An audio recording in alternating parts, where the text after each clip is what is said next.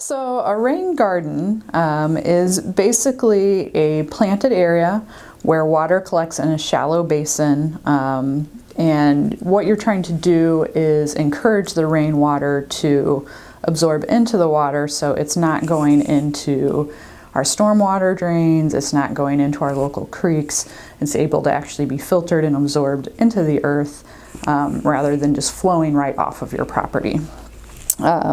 So main things are kind of goals of it are decreasing the runoff, and in that you're decreasing any kind of pollutants that might be moving with the water, also preventing erosion that happens with that stormwater just running off of your property, lowering the water into the storm systems and the creeks. One of the other big goals of it is providing food and habitat for not only our pollinators, but just kind of going right up the line for our birds and other wildlife. And then it does beautify your yard. It's going to improve your property value because you're taking care of the water on your property rather than having wet, low spots, things like that, that grass won't grow, things like that, that are just kind of eyesores. The rain gardens will help alleviate some of those issues. And I do have to mention that it's helping with the systems, but it does not solve it altogether. We always build overflow systems into rain gardens because, as everyone knows, with St. Louis rains, we can get some very heavy rains for a couple of days. So it's designed to absorb the water for maybe 70% of rain events, but then we build an overflow into it so that it does have somewhere to go when we do have the heavy rain events. But it's going to help with standing water in the yard, and it's going to be basically intercepting that water before it gets to those low spots to help it drain in. It's also going to help with like flooding of basements and things like that, so that you can capture again that water, get it away from the house to a rain garden, and then it's also going to help soil erosion issues. So one of the things I want to just kind of mention is where the best spot to put your rain garden is. I'm actually going to go through first where not to put a rain garden. And one area is a woodland. Trees and their huge root systems are some of our best absorbers. So you don't want to put a rain garden right under trees in woodlands where you're getting into root systems and upsetting those trees. You also don't want to put them in really heavily compacted soils because you'll end up creating a swamp instead of a rain garden. And that's why we do a percolation test, which I'll talk about a little bit later, so that you make sure before you ever get started that that soil drains well enough to support a rain garden. You also don't want to put it on a really steep slope. You could end up actually destabilizing the slope if you put it on too steep of a slope. And contrary to kind of what would seem to be common sense, you do want to stay away from low, flat, wet spots. So that spot where the water collects in your yard, you actually want to get that water before it gets to that area, because that area is most likely very compacted, the soil doesn't drain very well. So another place not to put a rain garden is too close to your house. You want to stay at least 10, 20 is even better feet away from your house, so that you're not encouraging that water to get into your foundation. We want to solve water issues. We don't want to create water issues. So after kind of going through where you don't want to put it, where you want to put it, perfect ideal spot is a gentle slope in your yard with well draining soil. So you're going to catch that water as it's moving across your yard, letting it soak in, still having some slope past that, so that when you do get those heavy rains, it can overflow and move off of your property to where it would naturally go. And if you don't have those ideal conditions, if you have a really steep slope, if your soil doesn't drain well, that doesn't mean that you can't do rainscaping. It just means a rain garden is not the best option for you. And what you might end up doing is just doing native plantings. Native plants have deep root systems that soak up a lot of water, so that's going to be a great option for you. You could also combine that with permeable pavers. You could just do rainwater harvesting, where you put rain barrels to collect water for watering your plants or pots, things like that. So just because you may not have the ideal spot for a rain garden doesn't mean you can't still rainscape. Now you have learned something about a rain garden, so you're thinking about actually putting a feature in. So these are some of the things to kind of consider as you're deciding exactly where the best spot for that rain garden is, where that gentle slope is that you can catch the water. So you want to just pay attention to how water moves through your property, especially in a heavy rain. Take a little bit of video if you're getting a designer involved. I can tell you us designers love to see videos of water moving through your yard, because we may not often be there when there's a heavy downpour going on. So you want to see where your high spot, where your low spot is. You also want to pay attention to where the water is currently exiting your yard. We do, as I mentioned before, build those overflows into the rain garden so that we're controlling where it overflows when we get those heavy rains. And so we want to make sure that, that we're getting it to that spot and not sending it somewhere in your yard that is going to cause problems. You want to think about the various sources of water that are going to be coming into your rain garden. So you're going to be looking at your downspouts and how much of your roof is coming from those downspouts. You're going to look at sump pumps as well, because a lot of us have sump pumps to keep our basements dry that we put into rain gardens. You also want to look if you have rain barrels, where your overflows from your rain barrels are. And then you want to be cognizant if you have in the past put in a French drain, anything like that, you want to be cognizant of where those are as well, so you can run those French drains to empty into a rain garden system as well. Another thing that you'll just want to watch too is if you have natural springs. It's definitely an issue here in St. Louis. We've seen it a lot in Olivet. We've seen it a lot in Crystal Lake Park. That there are actual sources of water, springs that come right out of the ground. And I'll tell you that a rain garden does not particularly help that issue. Plantings help, but a rain garden is probably not going to be ideal. So if you have a spot that's just consistently wet, regardless of really how much water we've got or if there's a downspout, you want to kind of check and see if maybe that's a spring, because that's not going to be the best solution for that issue. One of the things you'll want to consider as you're designing or having somebody design your rain garden for you is how big that rain garden needs to be.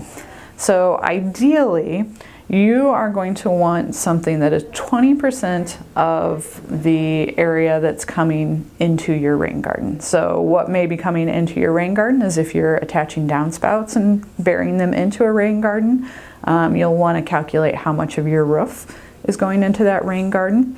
You may be taking runoff off of your driveway, so you'll want to see the square footage on your driveway. Now, you can be in a subdivision where you have half the neighborhood's water coming through your yard to get to a storm sewer. That you're never going to be able to calculate and figure out exactly the size you need. And when I mention the size of it, sure, in an ideal world, perfect world, we have that 20% size. But any rainscaping is going to help your yard. So especially like if you live in the city, there may be no possible way to create a rain garden that's going to be big enough to take care of the load. So you can do a smaller rain garden and some other elements. You could also do permeable pavers, because a lot of us, especially in a city garden, like to have a little patio space. So you could use permeable pavers that have gaps in between the joints of the pavers that allow water to move down through the paver and soak in. You can just do native plantings. You can still do a small rain garden. You can do your rain barrels, but don't think just because you can't hit that 20% mark that you can't do rainscaping. You most certainly can. It's just an ideal. As far as the depth of the rain garden, you do usually want it to be about 6 to 8 inches on average. That's enough to hold on to that water and let it soak in. And you do want to remember, you know, even with that ideal size, we get some pretty crazy rains here. So even with a system, because we have put in rain gardens that have multiple basins and bioswales and all sorts of elements that create a whole system, even when we get heavy rain, they're still going to overflow. So you just have to keep that in mind, that it's just an ideal size, but it's not a hard and fast rule. So as you're creating your rain garden, you're going to think about the different parts of a rain garden and what parts you want to incorporate into your rain garden. When you're making these decisions, what you're mainly going to be thinking about, what we were talking about before, is how the water moves through your yard, where it's going to enter the rain garden, where it's going to exit the rain garden. So that's going to help you decide exactly what kind of elements you're going to have in your rain garden. So what most people think of the rain garden is what's called a settling basin. So that's the basin that's going to be 6 to 8 inches deep, that slight depression. This is going to be the lowest part of your rain garden, where water will pond for 24 to 48 hours depending on the rain event. This is kind of a tip, again, for working with your neighbors and educating them, as some people will see that sitting water and get panicky, think you're breeding mosquitoes. But that whole life cycle can't happen in that amount of time. So that can be some education for your neighbors if they're at all concerned about it holding water. And one of the other things that you might want to think about, again, especially for front yard rainscapes, is you might want to incorporate some gravel or stonework, especially in the inflow and outflow to prevent erosion, but you also might want to use it in the front yard, so when it is holding on to water, it looks a little bit more like a pond than a puddle. But that's, you know, completely aesthetic decision. Just might be something, depending on your neighborhood, that you might want to incorporate some stone in there. Then after you have your basin, you're going to have what's considered the transition zone, and that's just kind of that slope around the basin. This area is going to dry out a little quicker, so when we get a little further down the line and you're picking out plants, you'll just want to remember that this area is not going to be wet all the time. It's going to be dry out a little quicker than your basin. Then you are going to have a slight berm around the rain garden, and you're going to use your excavated soil from your rain garden basin to create this berm and keep that water in the basin. And this might be an area, depending on the slope, where you might want to incorporate a biodegradable erosion control blanket, just so you stabilize that slope and berm until the plants establish. Another element you may end up having is coming from a driveway where you're taking care of some surface water, or even from a buried downspout, things like that, is what we consider a bioswale, which is just going to be a swale, just a channel of where that water is going to go from point A to point B. That's also often going to be your exit point too, as you might have a bioswale at that point as well. So it's going to be your entry, how your water's getting into it, exit, how it's getting out into the storm sewers or the street or a creek. Basically what you're doing is you're directing that water flow across your property. And if you are doing it with a driveway, you're going to run that rock along the driveway to move that water. Again, depending on just kind of the quantity and velocity of water, you may want to incorporate the erosion control blankets, just so you're stabilizing everything until the plants have a chance to do that for you. And then the last thing you're going to have is your overflow spillway, which this is going to direct your overflow. What I will mention with this, especially for keeping your neighbors happy, is you want to try and not drain directly onto your neighbor's yard. It's best if you can have like a lawn buffer or something of the sort. So if we get a heavy rain, if any mulch gets washed out of the basin, you're still going to have it on your yard where you can rake it back into the garden, and it's not just spilling onto your neighbor's yard and possibly upsetting a neighbor. And then you may just have some underground piping. Some bioswales may take things above the earth, basically to move water from A to B, but you may have some underground pipes as well, from sump pumps, French drains, and downspouts. The question is going to be asking, now that you've got your rain basin, is what plants you should be using. It's going to be based a lot on what part of your rain garden you're talking about. So you're going to have different plants in the wet slopes compared to the drier slopes. You also want to pay attention to how much sun your rain garden gets. So you may have a shady rain garden, you may have part shade, you might have a full sun rain garden. So you're going to keep track of that so that you have plants that are going to thrive for you. I will mention that the Missouri Botanic website has some really excellent sources, some spreadsheets that they have that will tell you moist to dry, you know, what plants will work best for you. Plus they also have their plant finder on their website that you can put in specifically, I want a 3-foot shrub that takes shade. So you can really use their system to find all kinds of great options for yourself. A couple things I'll mention again for kind of keeping the neighbors happy and keeping it well behaved is you might want to, especially in a front yard garden, keep plants a little bit lower, or at least layer them so that it doesn't end up looking wild and making the neighbors nervous. This might be an area where you want to use nativars, which is a variety of a native that might be a little bit more compact, might have a little bit longer bloom time, might have a larger bloom, things like that. They're just a little bit more well behaved for a front yard garden especially. You also want to, especially in a front yard, and especially if you're a new gardener, is to err on the side of less different kinds of plant than more different kinds of plant, because it's very easy for it to start looking messy when you have a lot of different plants. And plus, especially as a new gardener, when plants are just emerging in the spring, if you've only got, 10 different plants to keep track of that you have masses of, when weeds come up, you're very easily going to see, well, I've got 10 of these and this doesn't look like it, so this must be the plant that needs to go. Whereas when you have a very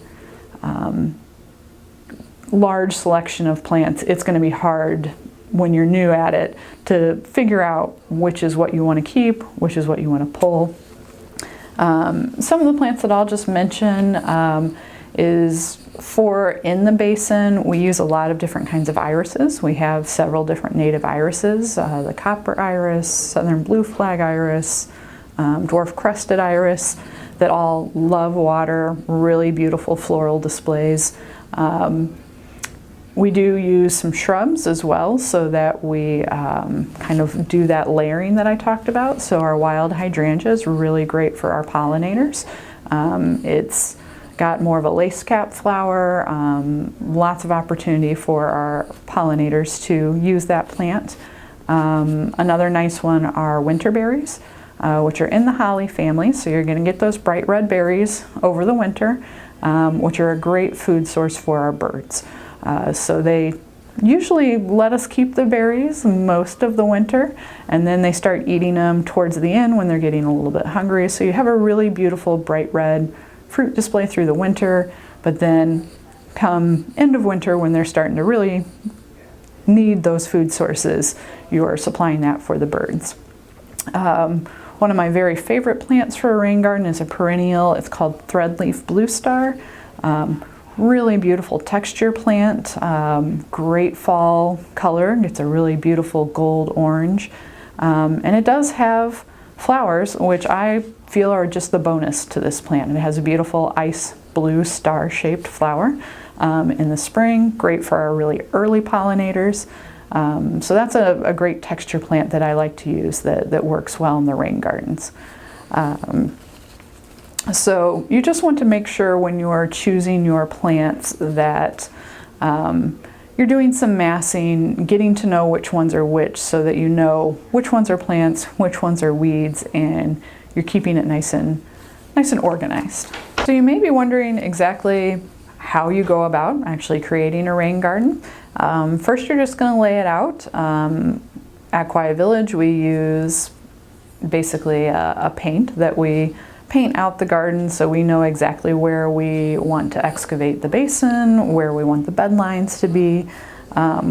If you're working on one yourself, you might use a garden hose. Is a really great way to lay out and see your shape and get a good feel for how big it's going to be. You can also use flags, things like that. One of the things you want to make sure of when you are doing this, again, is protecting any root zones.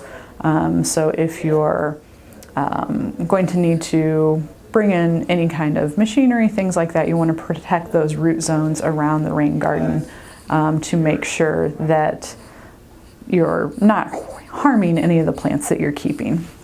Then you're going to start your excavation and grading.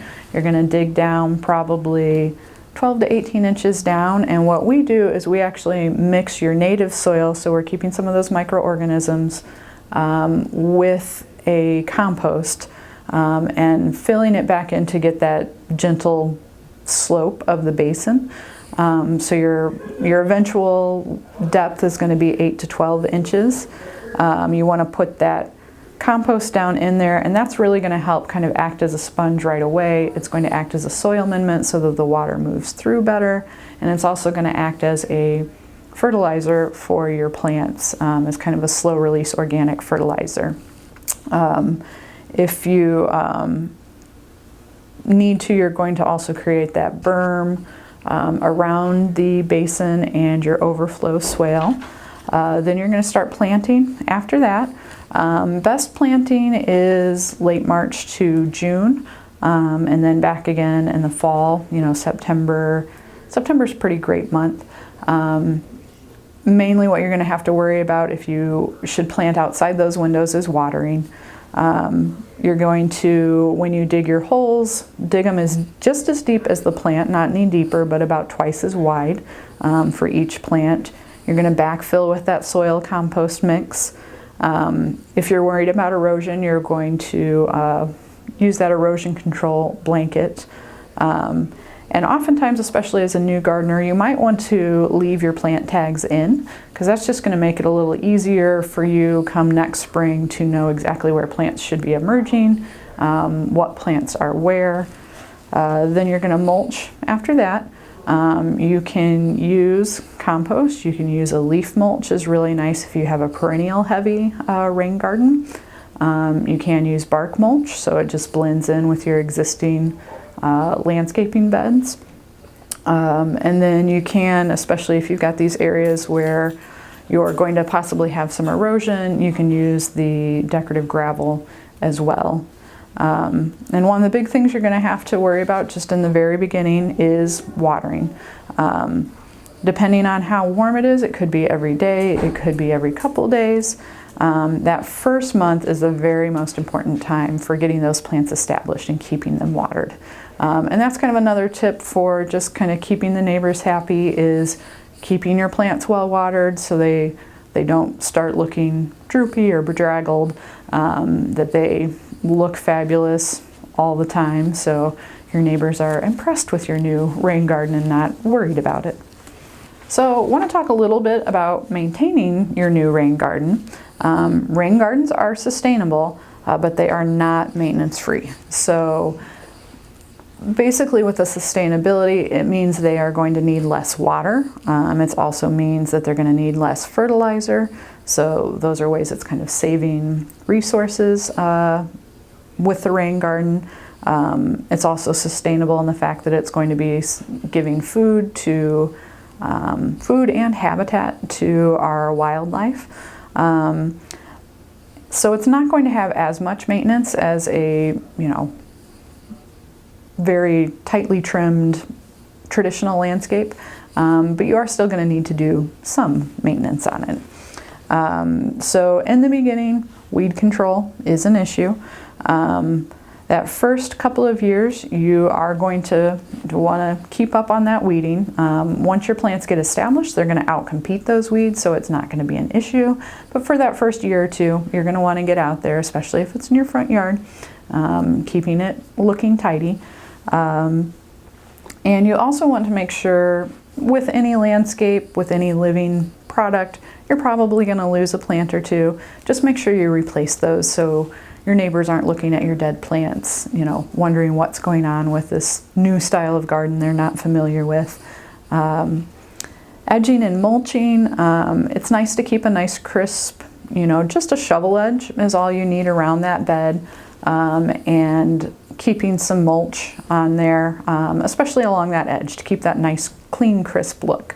Again, kind of as those plants fill in, you're not going to need as much mulch in the garden, but it's still nice just for aesthetics to get that nice crisp edge.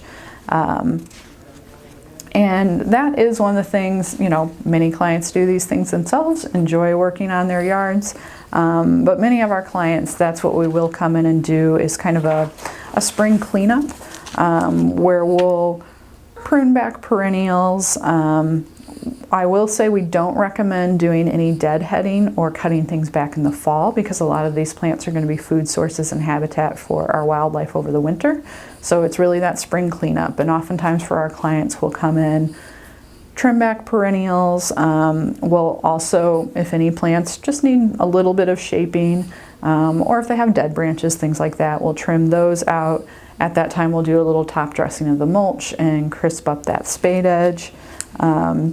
You also want to kind of keep an eye on your inflow and your overflow, because sometimes you will get some sedimentation there, so you might just have to take the hose on kind of the jet spray and clean those areas up so they're not getting kind of having a dam effect where mulch or something like that is getting caught in those areas.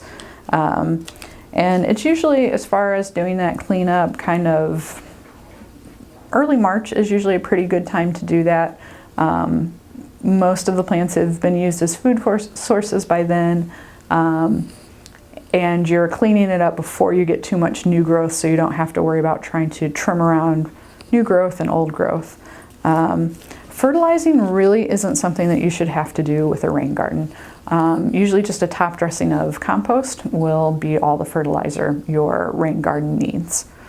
As far as watering, you're going to have to do some heavy watering that first month or so as everything gets established. But then once things are established, you really should only need to water during hot, dry periods or true drought conditions.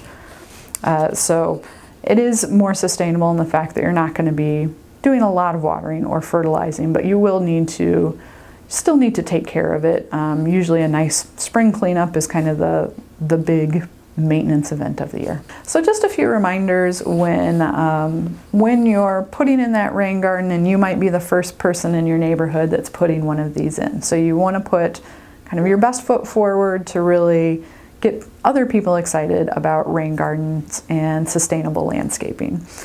So again, some of those things to keep in mind. Try not to directly overflow your garden into your neighbor's yard. If we get those heavy rains and every time your mulch is running into your neighbor's yard, it's probably not going to make them very happy. So try and get that buffer around there. So if there is some cleanup necessary after a heavy rain, it's still in your yard. Especially in front yard landscapes, again, you want to make sure that it looks like a purposeful landscape, that, you know, some people that just don't understand sustainable landscaping will think it's just an area of your yard you've neglected if you're not taking good care of it. So keep that garden looking very intentional. So what that means is kind of keeping those clean edges, those mulched spade edges, that give it that crisp, clean look like any kind of other landscaping bed. When it's hot and dry, that means you might have to do some watering just to keep everything happy looking and keep things from wilting. You might want to consider using some of the nativars, which it's good to keep with plants that are still same flower colors, same flower shape, same leaf color, so that the wildlife still knows what you've got and still can use it. But these may be more compact, shorter plants, longer bloom times, things like that, that just makes them a little bit showier, a little bit better behaved for a front yard garden. Again, in that same vein, you might want to use some kind of lower profile plants so it's not getting too tall, too wild. consider using just normal garden elements you would in any other garden. So maybe you put a path through there, maybe you put some stepping stones, or make a little sitting area in there so you've got a bench. So it's very obvious that this is a garden. If you're close enough to the street where people may be walking their dog next to it or taking the kids for a walk, you might consider some signage. There are, through Deer Creek Watershed Alliance and MSD, there's signage that you can use in your garden so people know exactly what you're doing with your plantings. And better yet, if you are out there when somebody's walking by, you can talk to them and answer any questions and extol the virtues of rain gardening, so that we're educating people, letting them know just how beautiful, while functional, rain gardens can be, so that we can have more and more people using them, establishing more and more habitat for our wildlife, and taking care of more of that pollution in our stormwater systems and our creeks.